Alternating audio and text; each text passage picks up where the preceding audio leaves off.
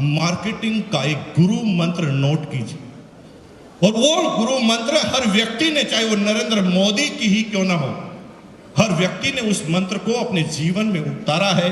उस गुरु मंत्र का नाम है, जो दिखता है वो बिकता है। हेलो, क्या बोला? क्या बोला? जो दिखता है वो बिकता है, लेकिन बिकता उसका है जो बोलता है। जो दिखता है वो बिकता है, बिकता उसका है जो बोलता है, और बार बार उसका बिकता है जो सच बोलता है। ये दुनिया की पूरी मार्केटिंग का सिद्धांत है। एक बार बेच रहे हैं, बढ़िया बढ़िया दिखा दो,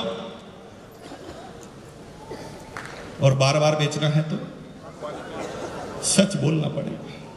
अगर सच नहीं बोलोगे काम नहीं होगा। एक आदमी बहुत परेशान था, एक कंपनी में भर्ती हुआ, कंगे बनाने वाली कंगी कॉम। उसे 20 कंगी का टारगेट दिया गया कि एक 10 रुपए की कंगी है, 20 बेचोगे तो आपकी इतनी सैलरी हो। बेचारा पूरे दिन भर कंगी बेचता था। अब कंगी की जरूरत किसी को थी नहीं, सबके घर पर अपनी जेब में कंगी थी। टारगेट पूरा नहीं हो रहा था, तो टारगेट पूरा नहीं हुआ तो उसने एक युक्ति सोची, और वो एक टकले आदमी के पास पहुंच गया जिसके पास बाल थे ही। उस टकले आदमी के सामने जाकर बोला, भाई साहब कंगी ले लो। टकले आदमी को इतना गुस्सा आया, उससे साला कि इसका सिर फोड़ दूं मैं। वो कह, साला मुझे चिढ़ा रहा है, मेरे पास बाल ही नहीं है और तू कह रहा कंगी ले लो। वो कह, सर मैं इसीलिए तो आया हूं, थोड़ा सोचो ना कि आप टकले हैं, फिर मैं क्यों आया, यही तो समझाना चाहता हूं। सर हमारी कंगी है इतनी जबरदस्त कि आप 3 महीने तक रोज सोने से पहले इसको 5 बार रगड़ो, और रोज सोने के बाद में 5 बार रगड़ो, उठने के बाद 5 मिनट। अब बेचारा 5 बार 5 रगड़। अब ये डिसीजन कैसे होते हैं? 90% लोग इमोशन की मार्केटिंग करते हैं। अब जब आप सुबह सुबह या रात को 2 बजे भी टीवी चैनल खोलोगे ना, तो कोई ना कोई मार्केटिंग कंपनी आपको नजर आएगी, और उसके अंदर आपको ये बताया जाएगा कि हमारे प्रोडक्ट से क्या हुआ। इमोशनल क्या होता है? बेचारा टकला एक दिन में थोड़ी हुआ है? उसने बाल को रोकने की कोई प्रयास नहीं किए होंगे, आपको लगता है? 50, 100, 200 बेचारा प्रयास कर चुका है। कभी कोई कहता है इसके ऊपर गाय का गोबर लगा लो, बेचारा उसने गोबर भी लगाया। कोई कहता है इसके गोमूत्र लगा लो, उसने गोमूत्र भी लगाया। किसी ने कहा ताजा लगा लो, सुबह 4 बजे ही गाय के पीछे जाके खड़ा हो गया, ताजा लगा। इतने प्रयास करने के बाद उसके बाल गए हैं, लेकिन फिर भी वो आपकी बात क्यों मान लेता है? वो कहता साला इतने तो नुकसान कर लिए, इतने डॉक्टर के पास गए, तो ये तो ऐसी युक्ति बता रहा है जिसमें ज्यादा पैसा नहीं लगने वाला, केवल 20 रुपए की कंगी। वो मन ही मन सोचता है, नहीं आए तो अभी कौन से हैं, और आ गए तो। अब वो इमोशन से कहता चल कंगी दे। कंगी तो बिक जाती है मेरे भाई, एक बार आपने गड़बड़ बोल दी बिक जाएगी कंगी, लेकिन ऐसी कंगी बेचने वाला आदमी कभी जिंदगी में दोबारा उस टकले की गली में जा पाएगा? और गया तो उसको गंजा करके भेजा जाएगा। जो दिखता है वो बिकता है, बिकता उसका है जो बोलता है, और बार बार उसका बिकता है जो सच बोलता है। एक छोटा सा एग्जांपल देते हैं, आपको समझ में आ जाएगी पूरी की पूरी बात। आपको छोटे से एग्जांपल में समझ में आ जाएगी। आपने ट्रेन में सभी लोगों ने सफर किया होगा, सभी लोगों ने ट्रेन में सफर किया होगा। एक छोटी सी घटना आप देखिए उस ट्रेन के अंदर जो होता है, आप उसको समझिए, और आपको यह सिद्धांत पूरी तरह मार्केट में दिमाग में फिट हो जाए। ट्रेन की बोगी है, ट्रेन की बोगी में 10-20 आदमी को चाय पीने की इच्छा हो रही है, तलब हो रही है चाय पीने की, कोई चाय वाला आ जाए। तभी एक मायूस सा चाय वाला चाय की केटली अपने हाथ में लेकर उस बोगी के बाहर से गुजरता, बोलता कुछ नहीं, बोगी के बाहर से सिर्फ गुजरता। अब यहां पर जिसकी भी नजर चाय पीने की इच्छा जिसकी है, उसकी नजर चाय वाले पर पड़ी, तो उसने तुरंत उससे पूछा, चाय है क्या? इसका मतलब उसने कुछ भी नहीं बोला, फिर भी चाय क्यों बिक रही है? क्योंकि जो दिखता है वो बिकता है। तो पहला काम क्या करना? दिखाने का। लेकिन कंसेप्ट नंबर 2 में जब आप आएंगे तो आप क्या देखते हैं कि एक चाय वाला बोगी के अंदर घुसता है और वो बोलना चालू करता है, चाय चाय चाय चाय, दुनिया की जोरदार चाय, दुनिया की शानदार चाय, एक बार पियोगे 1000 बार पियोगे। याद रखोगे भाई साहब, चाय की है गारंटी। याद रखना आप कि अगर पसंद नहीं आई तो पैसा वापस दिया जाएगा। चाय चाय चाय। अब आप क्या देखते हैं कि जिसकी चाय पीने की इच्छा नहीं है वो भी पीता है। जो दिखता है वो बिकता है, बिकता उसका है जो बोलता है। और जब तक आप दिखाओगे नहीं, काम होगा नहीं। और टकले वाली बात तो मैंने आपको तीसरी बता दी कि बार बार उसका बिकता है जो सच बोलता है। अब इसकी शुरुआत कैसे करनी? कुछ मत करो मेरे भाई। जब भी आप आरसीएम बिजनेस किसी को समझाने जाओ और पहली ट्रेनिंग उसे दो तो उसे सिंपल सी बात करो, भाई तुम बाद में आरसीएम करना, पड़ोसी की बात बाद में जाना, सीधा सा पहला काम कर, घर के प्रोडक्ट बदल। और तुझे कैलकुलेशन लगा कि तेरे घर में अगर 5000 के प्रोडक्ट हर महीने यूज आते हैं तो तू 10,000 के खरीद ले। और 10,000 के खरीद लेगा तो कितना नुकसान होगा तुझे? कितना नुकसान होगा? 1 रुपए का नहीं होगा। इस महीने जो यूज नहीं आ रहे वो अगले महीने यूज आ जाएंगे। हेलो, नुकसान तो कुछ हुआ नहीं। तू क्या कर, 10,000 का प्रोडक्ट एक साथ ले ले और एक अपने घर में जिस ड्राइंग रूम में आप घुसते हो उस दीवार को, सामने वाली दीवार पर जो भी सबसे पहली नजर पड़ती है उस दीवार पर तुम इन सारे प्रोडक्ट को सजा दो। सिर्फ सजाने से ये पूरे 3 सिद्धांत काम होंगे। जो दिखता है वो बिकता है, बिकता उसका है जो बोलता है, और बार बार उसका बिकता है जो सच बोलता है। अब क्या होगा? 4 फायदे में बैक टू बैक बता रहा हूं आपको। फायदा नंबर 1 यह हुआ, आप अपनी डाउनलाइन, आप सभी लोग लीडर हैं। Are you leader? Are you leader? आप सब लोग लीडर हैं तो आपकी टीम है, और आपकी टीम में एक प्रॉब्लम आती है जो मैं आपको बता दूं, जो मेरे घर में आती थी पिछले 2 साल पहले, वो मैं आपको बता दूं। रात को अचानक बीवी बोलती है, 11 बजे मान लेते हैं, रात को 11 बजे अचानक बीवी बोलती है सब्जी नहीं बन सकती, हल्दी खत्म। क्या करोगे? 11 बजे कहां से लाओगे? पड़ोसी नहीं है तो कहां से लाओगे? हेलो, प्रॉब्लम ही प्रॉब्लम है। और आपको आश्चर्य होगा होता क्या? जब भी ऐसी अचानक कोई विविधा आती है हमारे घर में तो हम तुरंत पास में जो दुकान है उसके पास ढूंढ के जाते हैं, चाहे उससे जिंदगी में कभी भी मान नहीं लिया, लेकिन अब आपकी मजबूरी है, उसी के पास जाते हैं और उसे कहते हैं भाई साहब ये 100 रुपए लो, सबसे छोटा वाला पैकेट दे दो, क्योंकि कल तो मैं आरसीएम के पिकअप सेंटर पर जाकर नया लाऊं। अब थोड़ा सोचो कि आपकी टीम में अगर 1000 आदमी हैं, 1000 आदमी एक महीने में एक बार ऐसी गलती करते हैं, सिर्फ एक बार, तो 1000 into 100, 1 लाख का नुकसान आप हर महीने कर रहे हैं। सिर्फ अगर आपने हर व्यक्ति को प्लान में समझा दिया होता कि माल तुझे समझाना है तो ये 24 घंटे की दुकान हो जाता है, 24 आवर्स। फायदा नंबर 2 ये है कि जब आप डिस्ट्रीब्यूटर बनते हैं तो आप अकेले बोलने वाले होते हैं, लेकिन जो ही ये प्रोडक्ट आप घर में लगाते हैं तो प्रोडक्ट के घर के सारे लोग डिस्ट्रीब्यूटरशिप का काम करने लग जाते हैं। जैसे एग्जांपल लेते हैं, आपने आरसीएम ज्वाइन किया, प्रोडक्ट सजा दिया। अब प्रोडक्ट सजा दिया और घर पर पड़ोसन आपकी बीवी से मिलने आई। उसने एक प्रश्न किया, भाभी जी यहां पर तो आपके शादी की फोटो लग रही थी, अब साबुन क्यों लगाया? अब वो पूछेगी तो सुनेगा कौन? ऑटोमेटिक ही काम हो रहा ना मेरे भाई। आपने थोड़ा अलग बताया, सामने वाले ने प्रश्न रिलीज कर दिया। यहां पर फोटो लगी थी, साबुन क्यों लगाया? अब आपकी बीवी को आरसीएम के बारे में ज्यादा पता नहीं, जितना पता है वो बताएगी, और वो देख लिए क्या क्या बताएगी और उससे क्या क्या इफेक्ट होता है मैं आपको बताता हूं। ये हमारे हैं ना, पता नहीं क्या क्या करते रहते हैं।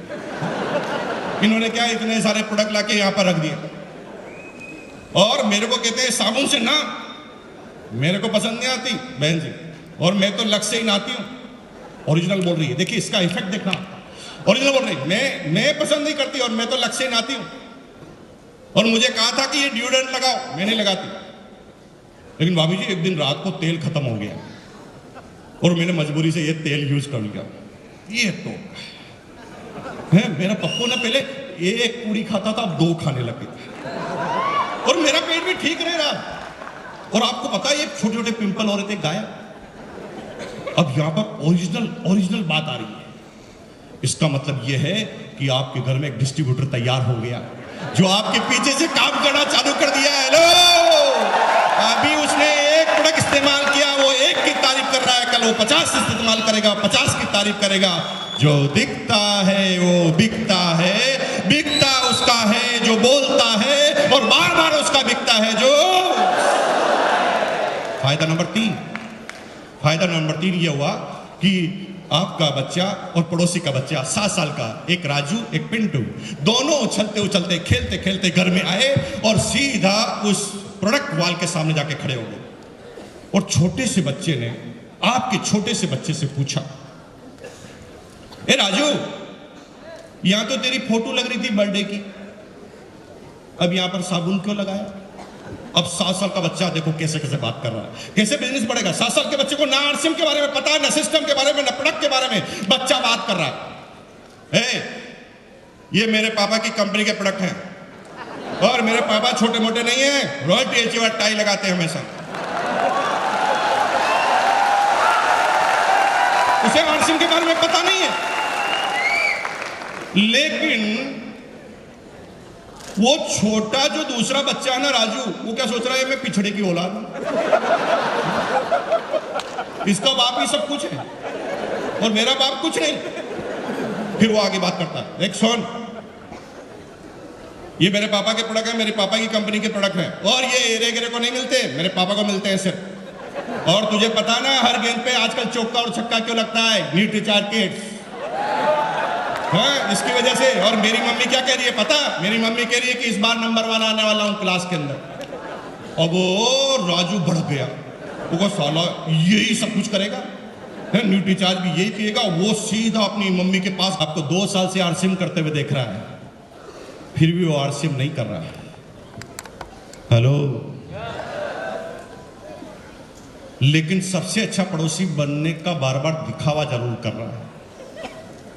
रोज आपके घर पे आएगा, रोज प्रोडक्ट के सामने आएगा, रोज प्रोडक्ट को उठाकर देखेगा, उसके कंटेंट पड़ेगा, रेट पड़ेगा, लेकिन रख देगा, लेगा नहीं। बोलो क्यों नहीं लेता बताओ? क्योंकि वो आपसे प्यार करता है। वो बोलता है आई लव यू बाबा, क्योंकि मैं तेरे से प्रोडक्ट लूंगा तो तू करोड़पति बन जाएगा, और तू करोड़पति बन जाएगा तो मेरा पड़ोसी कैसे रहेगा? मैं अपने पड़ोसी को खोना नहीं चाहता। I love you Baba. Hello,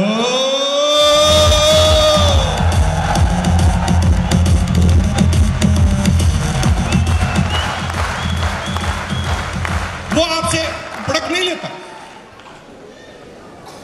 क्योंकि वो मन ही मन सोच रहा है कि मैं इसको पहले चेक कर लेता हूं, ये कुछ कर पाता है कि नहीं कर पाता। कोई बात नहीं, करने दीजिए चेक। आपका सिर्फ एक काम है, प्रोडक्ट रख दिया ना, अब उसको सिर्फ ये पता है कि प्रोडक्ट रहते हैं, वो करता नहीं, लेता नहीं, लेकिन एक दिन ऐसा समय आएगा कि कायनात में ऑटोमेटिक फंस जाएगा। कैसे? शर्मा जी उनका नाम है। रात को 11 बजे 5 मेहमान आ गए शर्मा जी के घर, जो आरसीएम नहीं कर रहे। मेहमान ने कहा भाभी जी चाय तो पी के जाएंगे। भाभी जी किचन में गई, चाय का ढक्कन खोला, चाय खत्म। अड़ोस पड़ोस में कोई है नहीं, पिकअप सेंटर बंद हो गए, सॉरी दुकानें सारी बंद हो गई है। उसने शर्मा जी को धीरे से अंदर बुलाया, शर्मा जी सुनो। शर्मा जी किचन में गए, चाय की पत्ती खत्म हो गई, क्या करेंगे? भागो, पीछे के गेट से भागो, कैसे मिलेगा? अब शर्मा जी बाहर आकर सोच रहे हैं कहां जाऊं, 11 बजे कहां से चाय की पत्ती लाऊं? तभी याद आता वर्मा जी, जो दिखता है वो बिकता है।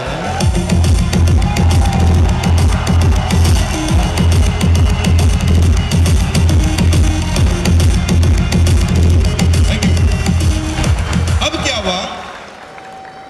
अब वो रात को 11 बजे वर्मा जी के पास आया। वर्मा जी, मैंने सोचा कि आज आपका प्रोडक्ट इस्तेमाल कर लिया जाए। रात को 11 बजे। वर्मा जी क्या पागल है? रात को 11 बजे प्यार उमड़ रहा है। देखो, मैं सोच रहा हूं कि आज आपके प्रोडक्ट इस्तेमाल करके देख लिए जाए, और मैं सबसे पहले आपकी चाय की पत्ती को चेक करना चाहता हूं। ये समझ गया, पूरा फंस चुका है। रात को 11 बजे कोई चेक करने नहीं आता। अब उसने चाय की पत्ती उठाई। शर्मा जी ने बोला, हाँ हाँ प्लीज आप ले सकते हैं, ये आपके लिए ही है। उसने फटाफट चाय की पत्ती उठाई और पीछे की तरफ रेट देखी और पूछा कि कितना दूं। सोचा कि पड़ोसी है, कुछ तो डिस्काउंट देगा। तभी तुरंत शर्मा जी बोल गए, नहीं नहीं नहीं, ज्यादा देने की जरूरत नहीं, जो लिखा हुआ उतना, ज्यादा नहीं, हाँ? जो लिखा हुआ उतना। मजबूरी में चाय की पत्ती ले ली गई। यहां पर हो गई आपकी सेल। अब चक्कर क्या पड़ा देखिए, पांचों मेहमानों ने चाय पी और योग ऐसा बैठा कि पांचों मेहमानों ने चाय पीकर आधा घंटे में से 15 मिनट केवल चाय की तारीफ की। क्या बोला, भाभी जी क्या चाय, एक तो मेरी मां चाय बनाती थी, भगवान कसम मां की चाय की याद आ गई। अब मेहमान को थोड़ी पता है आरसीएम की, भाभी जी को भी पता नहीं है आरसीएम की। अब वो चाय की तारीफ कर रहा है। और भाभी जी क्या गजब की चाय बनाते हो, आपके हाथ में जादू है। भाभी जी परेशान, जादू कैसे हो गया? हाथ हो के वो ये चाय वैसी कैसे बनाते हो, उसने क्या गजब हो गया? तभी अचानक क्लिक हुआ, और यार वो आज चाय की पत्ती का पैकेट का कलर चेंज था। वो तुरंत किचन में दौड़ी और किचन में देखा, ये तो लाल कलर का पैकेट है, जो हमेशा आता वैसा नहीं है। उसे पता चल गया कि मेरे भाई ये जादू हाथ का नहीं है, चाय की पत्ती का है। अब रात को 11:30 बजे एक फरमान जारी हो रहा है घर में। देखिए कैसे फरमान जारी हो रहा है। भाभी जी को पता नहीं है आरसीएम क्या है, वो सिर्फ ऐसे, क्योंकि उसे पता लग गया कि चाय की वजह से हुआ। उसने रात को 11 बजे वर्मा जी को बोला, वर्मा जी सुनो, जिंदगी में पहली बार ढंग का काम किया, और सुनो, आज के बाद मेरे घर में कोई दूसरी चाय की पत्ती आनी नहीं चाहिए, फेंक दूंगी नहीं तो बाहर। फंस गया। अब मजबूरी है, आरसीएम नहीं करे तो भी मजबूरी है मेरे भाई। तो मेरे साथ एक बार बोलेंगे, जो